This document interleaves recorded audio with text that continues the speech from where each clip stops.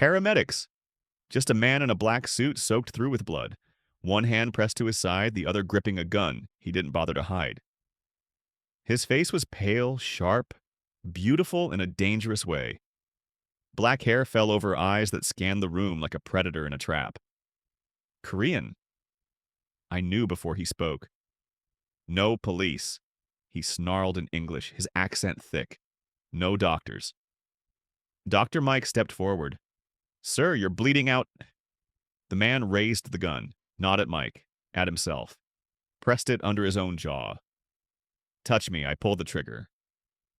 The ER froze. I should have called security, should have run. But I saw it. The tremor in his hand. The way his eyes kept darting to the entrance. He wasn't suicidal, he was hunted. And something about the set of his shoulders, the way his jaw clenched against the pain, reminded me of her.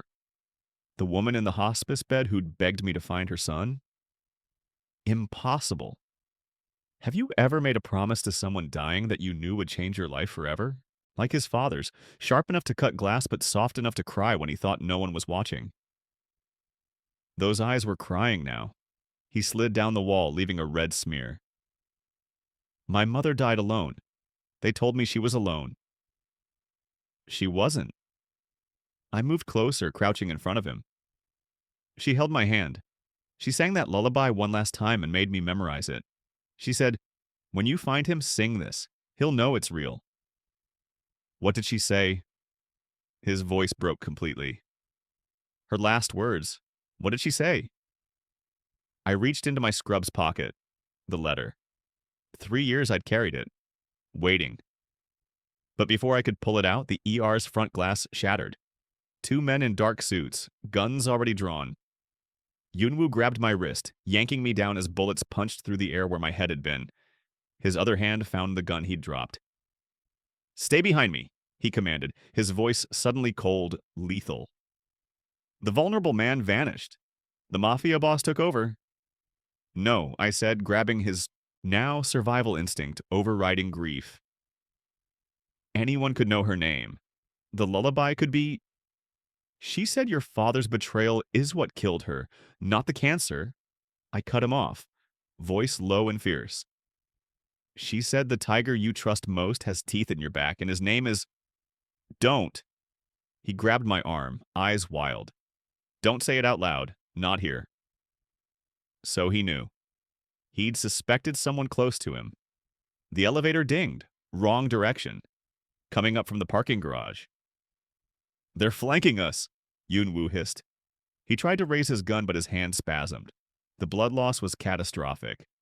I made a decision that would destroy my career or save both our lives. I jammed my ID card into the biohazard waste chute access panel. The metal door hissed open, a shaft that led down to the basement incinerator level. Dark, narrow, definitely against protocol. You can't be serious, Yunwoo said. You got a better idea, boss? Something flickered in his eyes. Respect, maybe, or delirium. I helped him into the chute.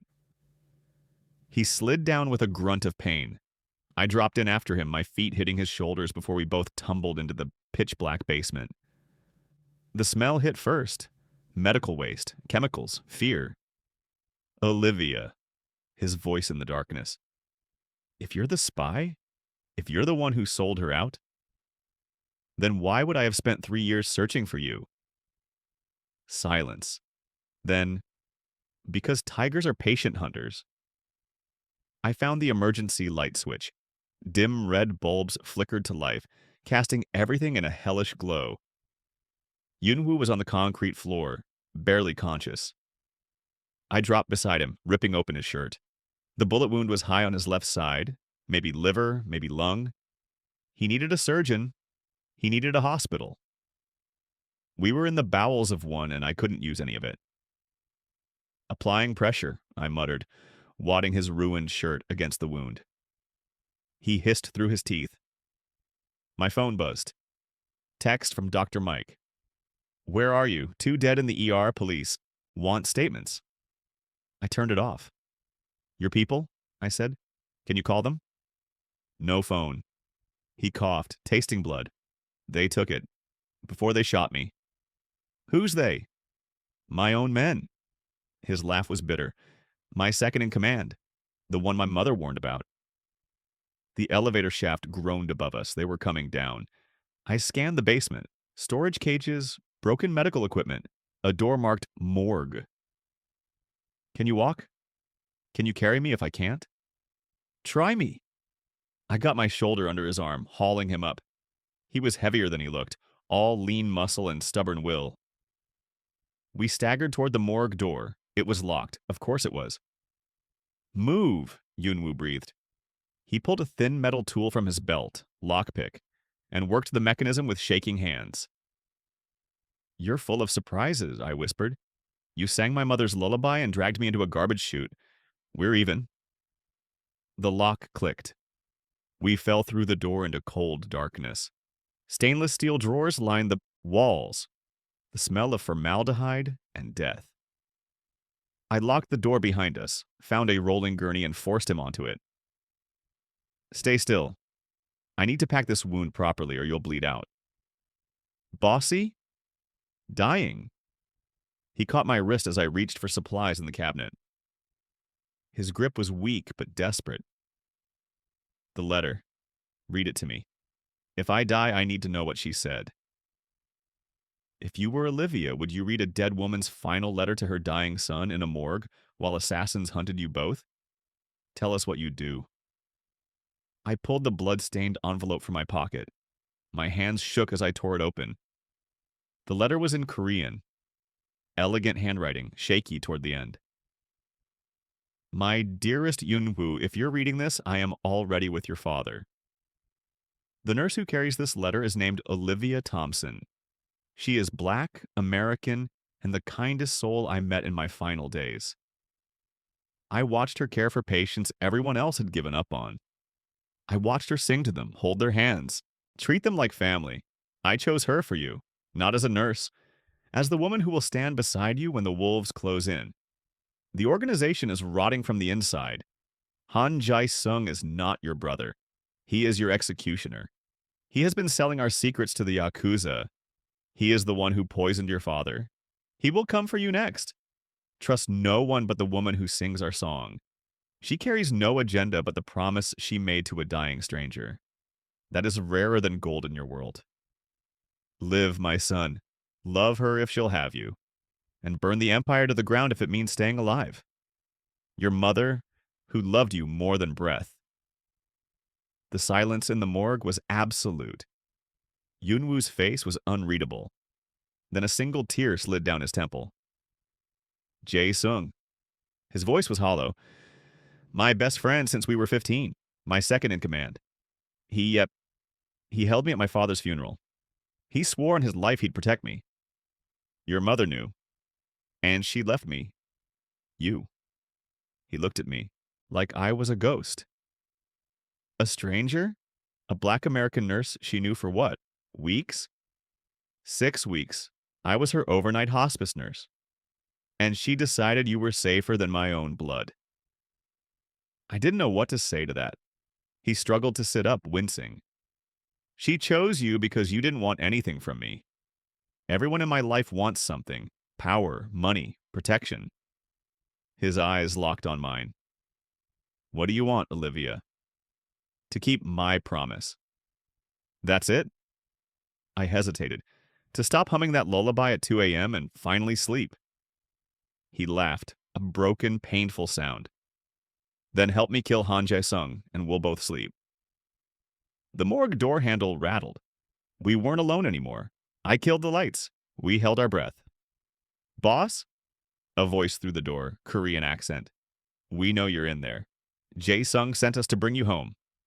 Yunwoo's hand found mine in the darkness, squeezed once. Don't speak. We have the black nurse's employee file, the voice continued. Olivia Marie Thompson, 29. Student loans. Sick mother in Atlanta. It'd be a shame if something happened to her family. My blood turned to ice. Yunwoo pulled me closer, his lips at my ear. Empty threat. They don't have time. How do you know? Because if Jae-sung wanted leverage, he'd have used it already. They're guessing. The footsteps retreated. But we both knew they'd be back with reinforcements. Yunwoo sagged against me, his forehead dropping to my shoulder. I'm sorry, you saved my life and now you're a target. Your mother made me a target 3 years ago. I tilted his face up, forcing him to look at me. I chose to open that letter. I chose to sing that song. This is on me too. His thumb brushed my cheekbone, a gesture so gentle it shattered something in my chest.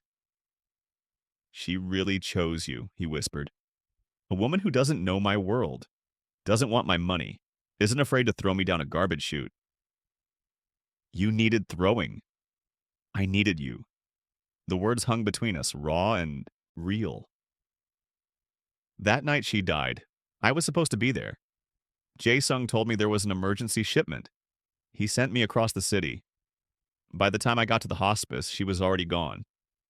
He kept you away on purpose. So she'd die alone, so she couldn't tell me the truth. His voice broke. But she found a way. She found you.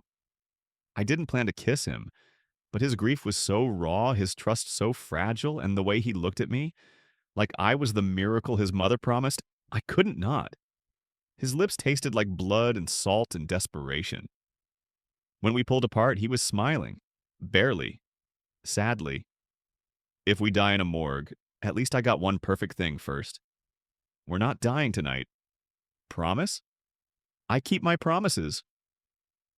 The explosion came without warning. The morgue door blew inward, not picked, breached. Smoke and fire and 3 men in tactical gear. Yunwoo shoved me behind a gurney as bullets tore through stainless steel.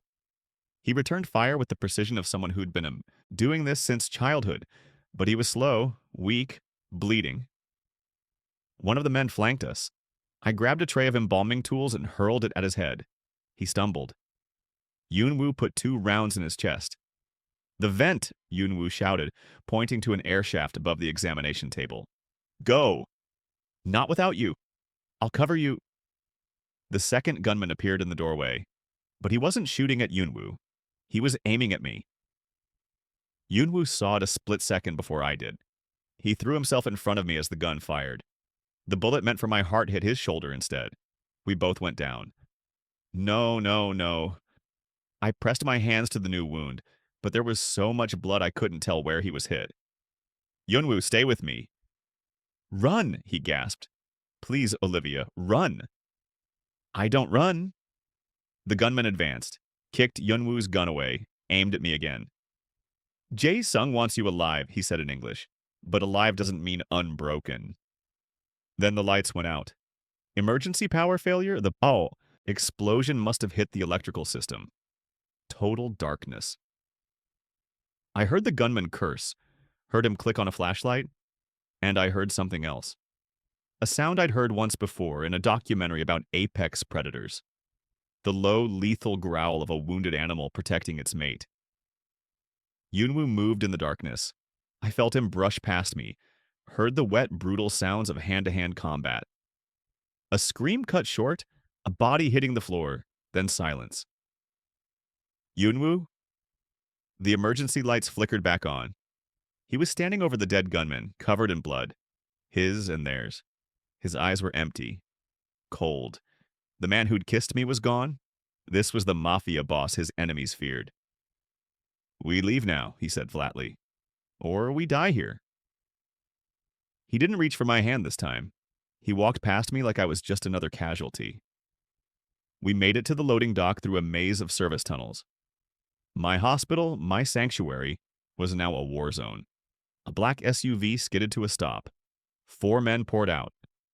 Yunwoo raised his gun, but one of them held up empty hands.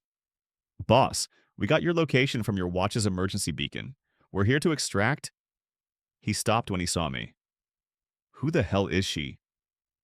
The man's eyes went from me to Yunwoo's protective stance. You brought a civilian?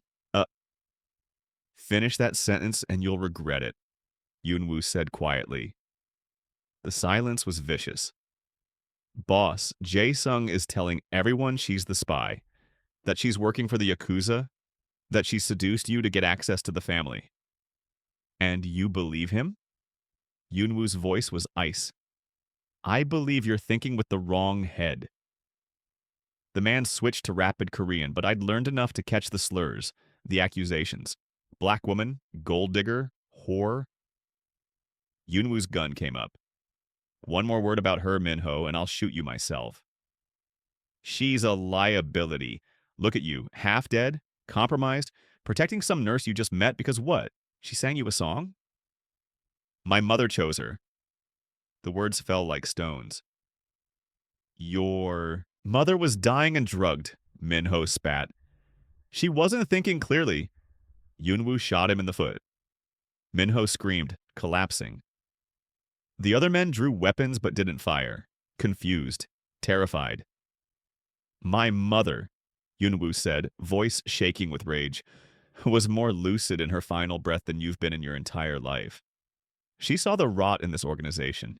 She saw Jae Sung's betrayal, and she saw that this woman— he pulled me close, his arm like iron around my waist— was the only person in my whole goddamn world who wanted nothing from me but to keep a promise. He looked at me then. Really looked at me. I'm done choosing blood over what's right. I'm done letting men like Jae Sung tell me who I can trust. He handed me the gun. If you want out, Olivia, take the gun. Shoot me. Tell the police I kidnapped you. Walk away clean. Yunwoo. But if you stay, you're mine, and I'm yours, no matter what it costs. I didn't take the gun. I kissed him in front of his entire crew. The cemetery was quiet except for the wind moving through cherry blossoms. I placed fresh white chrysanthemums on Choi Mi-sun's grave, the same flowers that had filled her hospice room. I found him, I whispered, just like you asked. Yunwoo's hand slid into mine. He'd healed, physically at least. 2 surgeries, 3 months of physical therapy. The scars on his shoulder and side were permanent, but he wore them like proof he'd survived. We'd burned Jae Sung's empire to the ground. Literally. The Yakuza deal went up in smoke. The traitors were exposed. Yunwoo rebuilt the organization from scratch. Smaller, cleaner, legitimate businesses only. He'd walked away from the Mafia life his father built. She knew, he said softly, crouching to touch the gravestone. Somehow she knew you'd save me. She knew I'd keep my promise. She knew I'd fall in love with you. I looked at him. We'd never said the words before. Too dangerous, too fast, too impossible. But 6 months of hiding, together, healing together, fighting together, that changed things. He pulled a small box from his pocket. Inside was a jade bracelet, delicate, antique, engraved with the same lullaby lyrics. This was hers, Yunwoo said. She left it with her will. Instructions to give it to the woman who sings the song and keeps the promise. My hands shook as he slid it onto my wrist. She chose you 3 years before I met you, he continued. My mother saw something in you that I was too broken to see in myself, the ability to love without condition, to keep promises when the world says break them. I was crying now, couldn't help it. Marry me, Olivia. His voice cracked. Not because you promised my mother, not because we survived, but because I want to wake up every day and hear you hum that lullaby until we're both old enough to need it ourselves. Yes. He kissed me there, in front of his mother's grave, under falling petals with the jade bracelet warm against my skin. Would you marry someone whose dying mother chose you before you even met? Drop a yes or no in the comments. Yaljara uri egi. Sleep well, my baby. The promise was kept. The lullaby was home.